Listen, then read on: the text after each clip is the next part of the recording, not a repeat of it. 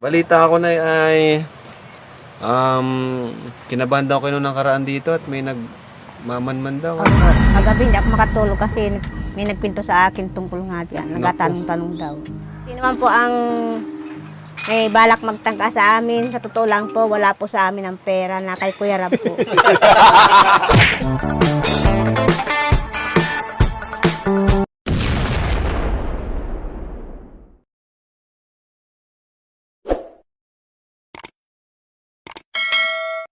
Mga Kalingap, good morning!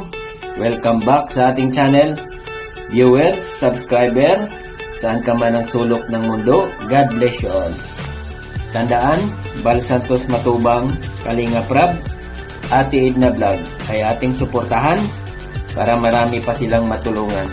Mga Kalingap, dahil sikat na si Roseanne, ang viral na walis bindor, at marami ng sponsor na nagbibigay ng pera, yung buhay na naman nila ang naging delikado. Dahil ayon sa kanyang nanay, may nagtatanong na kung saan sila nakatira. Kaya si nanay kinabahan at baka anong mangyari sa kanila. Kaya mga kaibigan, mga kapatid, dalawang bagay lang yan. Una, baka napanood nila si Roseanne na maraming pera, baka gustong manghiram. Alam mo na, ang kasapihan, the more you success, the more relatives. Kaya hindi natin maiwasan ang inggit dahil nakikita nila na marami kang pera na tinatanggap mula sa sponsor, kagaya nito na may mga nanonood. Kaya dyan papasok ang inggit ng mga kapitbahay, mga kamag-anak at kaibigan. Pangalawa, baka nga totoong akyat bahay, hold-upper, rapist. Kaya dapat alerto na sila at isecure na ang kanilang bahay. Dapat mag-alaga na sila ng aso ni Roseanne at itali sa pintuan ng bahay para may tumatahol kung may tao. Buti na lang naisipan ni nanay na ilagay lahat ang pera nila sa bangko or kay Kalingap Rab para hindi na sila delikado.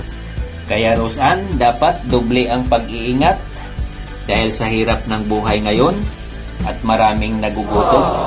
Kaya maraming mapagsamantala. Gagawin ang lahat kahit kapalit ay buhay nila. Kumusta si Mama mo, Roseanne? Medyo hindi po okay at na-stress naman. Ba't na-stress? Kasi po, daw po, pagdating ko po ng bahay, sabi ay may nagmamanman daw po sa amin. May nagmamanman? Opo. Kaya po hindi po yung nakatulog ng ayos. Anong klase? Anong ginagawa? Daw po, may nagtanong daw po sa kanya, ay doon sa kapitbahay namin kung saan po yung bahay namin. Tinanong ko saan yung bahay nyo. Tapos tinuro naman po ng hindi naman po alam. Grabe. Pero alam naman po ng iba na daw po yun. Kaya, Taga rito ba? Hindi. Hindi po. Naku, delikado. Dapat meron na kayong magandang lock, no? Kaya nga, Kadena. Grabe, ano? Bakit kaya sa tingin mo? Bakit may nagmamanman sa bahay nyo? kasi po may pera po eh.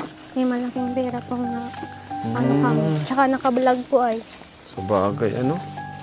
Tapos ang buhay naman po dito ang hirap kaya talagang wala silang choice kaya kundi ang gawin yun. Grabe. Mga taga rito may hirap din. Opo. Kita ko na ay kinabahan daw kayo nung nakaraan dito at may nagmamanman daw, ano? Opo. May nagtatanong-tanong po sa akin kung saan daw ang bahay namin. Kasi po yung talaga yung ginagawa niya. Kagabi hindi ako makatulog kasi may nagpinto sa akin tungkol nga diyan. Nagtatanong-tanong daw. Magdamag akong hindi nakatulog. Nakabahan ako. Kasi baka kung puntahan ako dito, ako lang mag-isa.